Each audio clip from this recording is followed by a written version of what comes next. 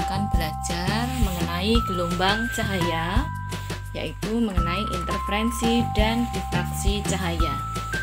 Pada gambar berikut kita lihat di situ ada sumber cahaya yang masuk melalui dua celah atau kita sebut dengan celah ganda karena ada dua jumlahnya, yaitu S1 dan S2.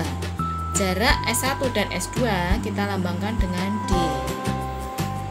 Cahaya dari kedua celah tersebut akan diterima oleh sebuah layar. Jarak dari layar ke celah kita lambangkan dengan L. Pada layar akan terlihat pola terang pusat dan pola terang ke N atau di titik R. Jarak terang pusat ke terang berikutnya kita lambangkan dengan P. Nah, kita akan menyimak terlebih dahulu interferensi cahaya. Apa itu interferensi cahaya? Interferensi cahaya adalah perpaduan antara dua gelombang atau lebih yang koheren. Apa itu koheren? Dua gelombang dikatakan koheren jika kedua gelombang mempunyai frekuensi dan amplitudo sama serta beda fasenya tetap. Interferensi cahaya itu akan menghasilkan dua pola interferensi, yaitu pola garis terang dan pola garis gelap. Interferensi celah ganda Young. Untuk mendapatkan dua cahaya yang koheren, maka sumber cahaya dilewatkan pada dua celah yang kita sebut dengan celah ganda. Cahaya dari setiap celah akan koheren karena berasal dari satu sumber cahaya. Tiap-tiap celah dapat berfungsi sebagai sumber cahaya. Sumber cahaya harus monokromatis. Nah, hasil dari superposisi cahaya yang berasal dari dua celah ini dapat maksimum atau minimum. Interferensi maksimum itu akan menghasilkan garis terang, sedangkan interferensi minimum akan menghasilkan garis gelap. Maka pada layar itu akan terbentuk pola terang pusat, lalu gelap, lalu terang yang ke satu, gelap lagi, terang kedua, dan interferensi celah ganda. Analisis kuantitatif interferensi celah ganda Young itu bisa menghasilkan dua pita atau dua pola, yaitu pita terang dan pita gelap atau pola terang dan pola gelap. Pita terang atau pola terang terjadi jika cahaya dari kedua celah mengalami interferensi maksimum atau konstruktif atau saling menguatkan. Sedangkan pita gelap atau pola gelap terjadi jika cahaya dari kedua celah mengalami interferensi minimum atau destruktif atau saling melemahkan. Nah, rumusnya interferensi celah ganda untuk yang interferensi maksimum kita bisa menggunakan D sin theta sama dengan N kali lambda atau D kali P per L sama dengan N kali lambda. Sedangkan interferensi minimum kita bisa gunakan D sin theta sama dengan N min setengah kali lambda atau D kali P per L sama dengan N min setengah kali lambda. Dengan keterangan D sebagai lebar celah, lambda itu panjang gelombang, L jarak cerah ke layar, P jarak pola terang atau gelap ke N. Nah, sekarang kita akan menyimak tentang difraksi pada kisi. Difraksi biasanya terjadi melalui dari sebuah kisi. Jadi ada sumber cahaya lalu melewati sebuah kisi. Pada kisi tersebut itu banyak sekali celah. Nah, rumusnya D sin theta sama dengan M kali lambda, di mana M itu akan sama dengan N, ya. Sehingga kalau kita uraikan, kita lihat persamaan yang bawah itu D sin theta sama dengan N kali lambda. D kita jabarkan menjadi 1 per N besar kali sin theta sama dengan N kali lambda, di mana N itu mulai dari 0, 1, 2, 3, dan seterusnya. Ketika N sama dengan 0 itu menunjukkan bahwa itu adalah untuk posisi pola terang pusat.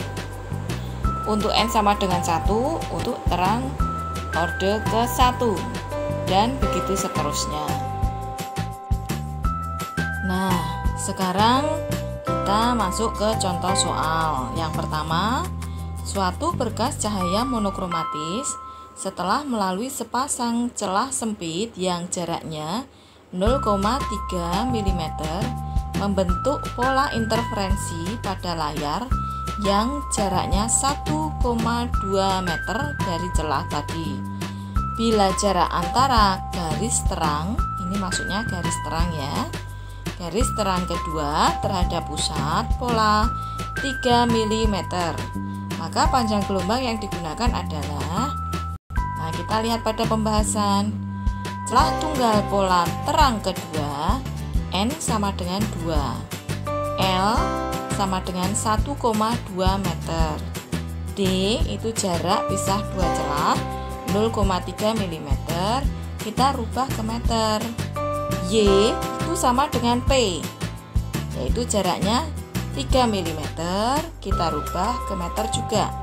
Ditanyakan lambda atau panjang gelombang. Nah, persamaan untuk pola terang kita pakai dy per L sama dengan N kali lambda. Nah, kalau kita mencari lambda, persamaannya jadi gimana? dy per N kali L. Nah, kita masukkan angkanya, kita hitung, kita dapatkan lambda sama dengan 3,75 kali 10 pangkat min 7 meter. Kemudian contoh soal yang kedua. Cahaya monokromatis dengan panjang gelombang 500 nanometer datang tegak lurus pada kisi. Spektrum orde kedua membuat sudut 30 derajat dengan garis normal pada kisi. Banyaknya garis tiap sentimeter kisi tersebut adalah, nah kita lihat pada pembahasan yang diketahui ada panjang gelombang lambda 500 nanometer, kita rubah dulu ke sentimeter. Lalu sudut yang terbentuk 30 derajat, ordenya N sama dengan 2. Ditanyakan berapa banyak garis tiap kisi N besar. Nah, kita pakai rumus D sin theta sama dengan N kali lambda. Nah, D-nya kita rubah 1 per N besar kali sin theta sama dengan N lambda. Nah, kita masukkan saja nilainya. Jangan lupa kalau sin 30 nilainya berapa?